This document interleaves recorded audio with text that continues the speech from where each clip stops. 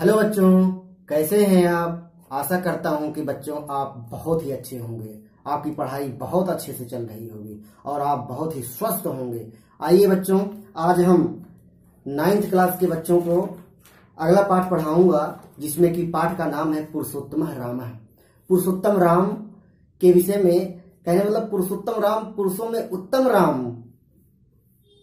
उत्तम राम के विषय में बताया जाएगा। राम की ऐसी कौन सी विशेषताएं थी जो कि उन्हें पुरुषोत्तम राम की संज्ञा दी गई है, उन्हें पुरुषोत्तम राम कहा जाता है। तो बच्चों, हम आज इन्हीं के विषय में पढ़ेंगे। आइए बच्चों, आप शुरू से अंत तक देखिएगा। जितना भी मैं आज पढ़ाऊंगा बच्चों, आप पूरा देखिएगा, जिससे कि आपको अच्छे से समझ में आ जाए। बच्चों, इक्ष्वाकु वंश प्रभवो रामो नाम जनैः श्रुतः नियतात्मा महावीर्यो द्युतिमान श्रीमान धृतिमान वसी। बच्चों, शब्दार्थ लिख लीजिए। इक्ष्वाक वंश प्रभो, इक्ष्वाक वंश में उत्पन्न, जनैः लोग, श्रुतः सुना गया, नियतात्मा आत्मा को, अपनी आत्मा को आत्मसंयमी, महावीर्यो महाबलशाली, द्युतिमान कांतिमान, धृतिमान धैर्यशाली, वसी जितेंद्रिय। कहने मतलब अब अर्थ देखिए बच्चों। इक्ष्वाक वंश प्रभो रामो नाम जनैः श्रुतः, इक्ष्वाक वंश में उत्पन्न राम का नाम लोगों के द्वारा सुना गया है। नियतात्मा वे राम के विषय में बताया जा रहा है, तो वे राम नियतात्मा, आत्मसंयमी अर्थात अपने आत्मा को वश में करने वाले, महावीर्यो महाबलशाली, द्युतिमान कांतिमान, धृतिमान धैर्यशाली और जितेंद्री, वसी जितेंद्री, अपने इंद्रियों को वश में करने वाले हैं। अगला है बच्चों, बुद्धिमान नीतिमान वाग्मी श्रीमान शत्रु निर्वहणः विपुलांशो महाबाहु कम्बुग्रीवो महाहनु। बच्चों, इसका अर्थ होगा बुद्धिमान, शब्दार्थ होगा बच्चों वाग्मी। वाग्मी का शब्दार्थ अर्थ है बच्चों बोलने में चतुर। श्रीमान शत्रु निर्वहणः, श्री शोभा संपन्न और शत्रुओं का नाश करने वाले। विपुलांशो पुष्ट कंधों वाले, महाबाहु विशाल भुजाओं वाले, कम्बुग्रीवः शंख जैसी गर्दन वाले, महाहनु बड़ी ठोड़ी वाले। बच्चों, आइए इसका अर्थ देखते हैं। बुद्धिमान मतलब राम के विषय में बताया जा रहा है बच्चों। केवल राम, पहले राम का नाम लेंगे। राम, बुद्धिमान, नीतिमान, नीति में नीति को जानने वाले, नीति में निपुण, वाग्मी बोलने में चतुर, श्री शोभा संपन्न, सुंदर शोभा से युक्त, और शत्रु निर्वहणः और शत्रुओं को नाश करने वाले। विपुलांशों पुष्ट कंधों वाले, महाबाहु विशाल भुजाओं वाले, कम्बुग्रीवो और शंख जैसी गर्दन वाले, महाहनु और बड़ी ठोड़ी वाले हैं बच्चों। अगला है बच्चों, महोरस्को महे श्वासो गूढ़ शत्रु अरिंदमः अजान बाहु सुशिराः सुललाटः सुविक्रमः। यहाँ पे बच्चों अर्थ होगा शब्दार्थ लिखिएगा। महोरस को बड़े वक्ष स्थल वाले, महे श्वासः बड़े धनुष वाले, गूढ़ जत्रु मांस में दबी हुई नसों वाले, अजान बाहु घुटनों तक लंबी भुजाओं वाले, सुशिराः सुंदर सिर वाले। जैसे बच्चों मैं बोल रहा हूं ऐसे ही आपको लिखना है। सुललाटः सुंदर मस्तक वाले, सुविक्रमः सुंदर पराक्रम वाले। बच्चों, संदर्भ लिखेंगे आप। प्रस्तुत श्लोक हमारी पाठ्य पुस्तक संस्कृत परिचायिका के अन्य पुरुषोत्तम रामः, प्रस्तुत श्लोक हमारी पाठ्य पुस्तक संस्कृत परिचायिका के पुरुषोत्तम रामः नामक पाठ से लिया गया है। आइए सब बच्चों व्याख्या देखते हैं, अनुवाद देखते हैं इसका।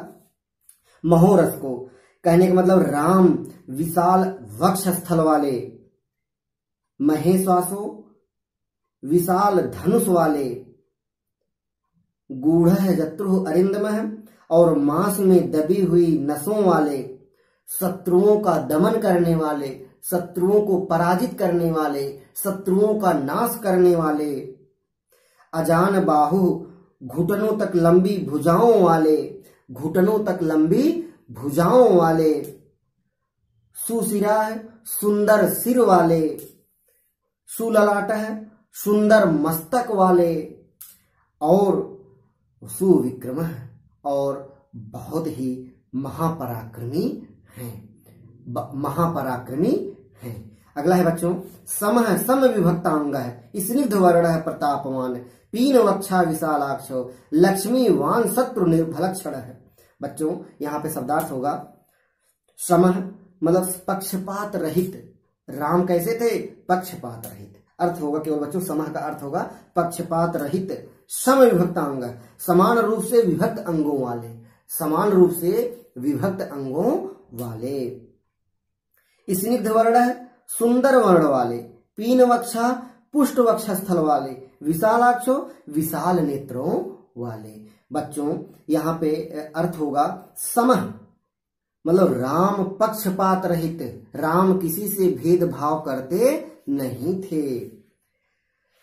सम विभक्तांग है, समान रूप से विभक्त अंगों वाले, वे इतने स्वस्थ थे कि उनके शरीर के अंग अलग अलग सब अच्छे से दिख रहे थे, अर्थात हिष्ट पुष्ट थे वे।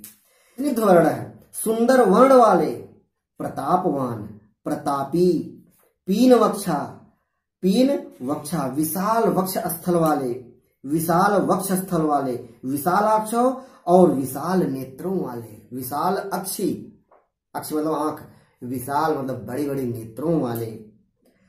लक्ष्मी शत्रु भलक्षण है, और लक्ष्मीवान, धनवान थे।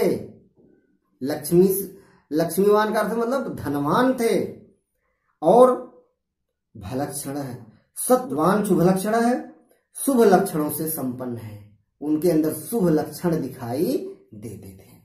बच्चों अगला है धर्मज्ञ सत्य संधस्य प्रजा नाम च हिते रतः, यशस्वी ज्ञान संपन्न सुरुचि वर्ष्य समाधिमान।